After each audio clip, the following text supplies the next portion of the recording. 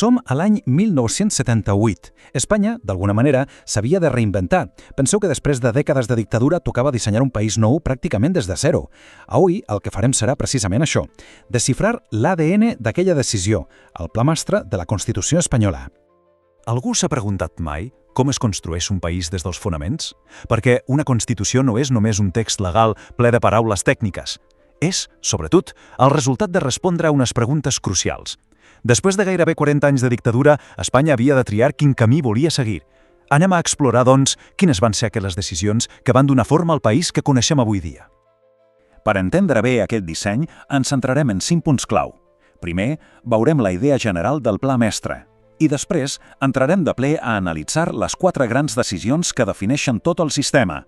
La forma de l'Estat, la forma de govern, com s'organitza el territori i, finalment, qui s'encarrega de vigilar que tot això es compleixi, el guardián de la Constitució.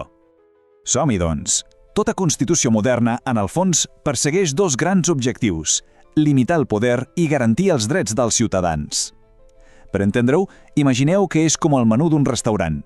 No et pots inventar els plats. Has de triar entre les opcions que hi ha. Monarquia o república? Un estat centralitzat o un de federal? Doncs bé, el 1978 Espanya va haver de seure a taula i triar el seu menú.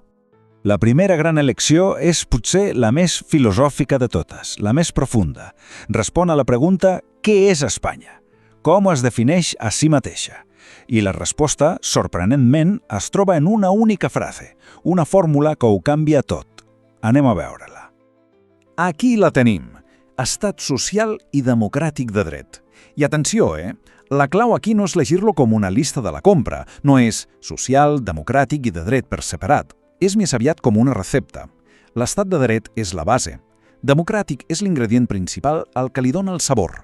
I social, doncs és el toc final, el que equilibra el plat. No funcionen per separat, sinó que junts creen un concepte totalment nou. Per entendre bé aquest concepte, que és una mica complex, el podem desglossar en 3 parts. Primer, l'estat de dret, que bàsicament vol dir que ningú, absolutament ningú, està per sobre de la llei. Segon, l'estat democràtic. El poder ve del poble, la sobirania és de la ciutadania. I tercer, l'estat social, que és un ordre directe als poders públics perquè actuïn, perquè intervinguin per corregir les desigualtats.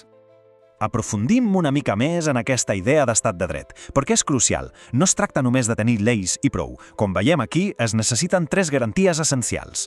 Primer, drets fonamentals protegits, perquè l'Estat no ens pugui aixafar. Segon, divisió de poders, perquè ningú acumuli massa força. I tercer, i potser el més important, que tothom, des de l'últim ciutadà fins al cap del govern, estigui sotmès a la Constitució. Sense aquestes 3 potes, la cadira de la democràcia simplement cau. Molt bé.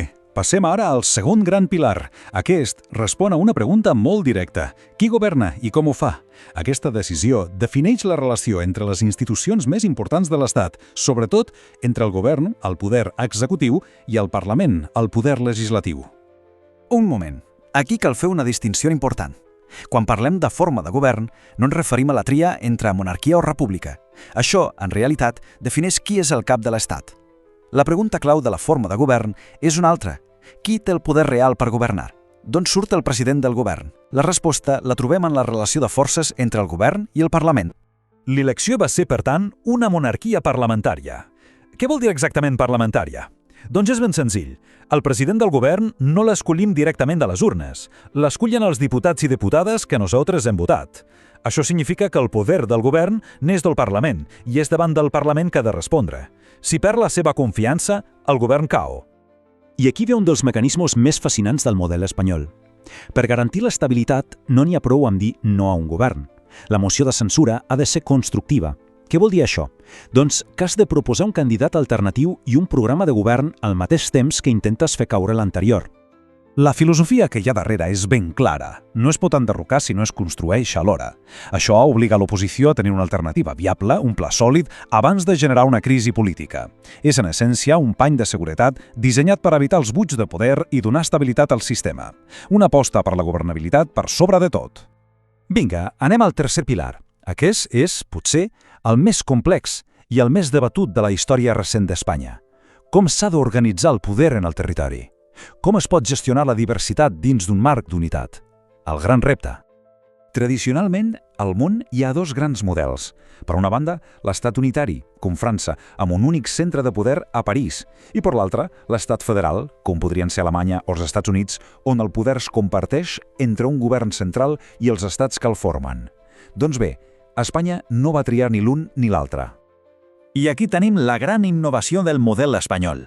En lloc de copiar un model existent, se'n va inventar un de nou, l'estat de les autonomies. És un híbrid, una mena de trencaclosques, que intenta fer encaixar dues peces que semblen contradictòries, la idea d'un estat unitari i el reconeixement de la seva enorme diversitat interna. Aquesta imatge il·lustra perfectament l'equilibri que busca la Constitució. L'article 2 estableix 3 principis que viuen en una tensió permanent però creativa. Per un costat, la indissoluble unitat de la nació. Per l'altre, el dret a l'autonomia de les nacionalitats i regions. I, finalment, un tercer element que ho lliga tot, el deure de solidaritat entre tots els territoris. I ja arribem al quart i últim pilar. Pensa-m'hi. De què serviria tenir una Constitució com a norma suprema si després no hi ha ningú que s'encarregui de vigilar que es compleixi? Calia crear un guardià, un àrbitre, que assegurés que tothom respecta les regles del joc. Aquesta funció s'anomena justícia constitucional i la seva missió és molt clara: vigilar el legislador, és a dir, assegurar-se que ni tan sols el Parlament, que al cap i a la fi representa la voluntat popular, pugui aprovar una llei que vagi en contra del que diu la Constitució. I com es fa, això? Doncs un altre cop hi havia dues grans opcions sobre la taula. El model americà, on qualsevol jutge pot decidir no aplicar una llei si la considera inconstitucional, o el model europeu, on només un tribunal especialitzat té aquest poder. Espanya, com la majoria de països del seu entorn, va optar pel model concentrat, bàsicament per donar més seguretat jurídica i tenir un intèrpret únic i final de la Constitució. Aquest òrgan especialitzat és el Tribunal Constitucional. I qui el forma? Doncs el formen 12 magistrats, 12 persones que en última instància tenen l'última paraula sobre què significa i com s'ha d'interpretar la Constitució. I la pregunta del milió: qui els nomena? Com vam poder veure, el sistema busca un repartiment de poder. El Congrés i el Senat n'escullen la major part, 8 en total. El govern en nomena 2 i els altres 2 venen del Consell General del Poder Judicial, que és l'òrgan de govern dels jutges. La intenció original és que el tribunal reflecteixi la pluralitat política i jurídica del país, tot i que, com bé sabem, aquest sistema de quotes sovint és font de molt de debat polític. I aquí ho tenim, el quadre complet, la forma de l'Estat, la forma de govern, el model territorial i el guardià de la Constitució. Aquests són els 4 grans pilars, les 4 decisions fonamentals que totes juntes configuren l'arquitectura constitucional de l'Espanya contemporània.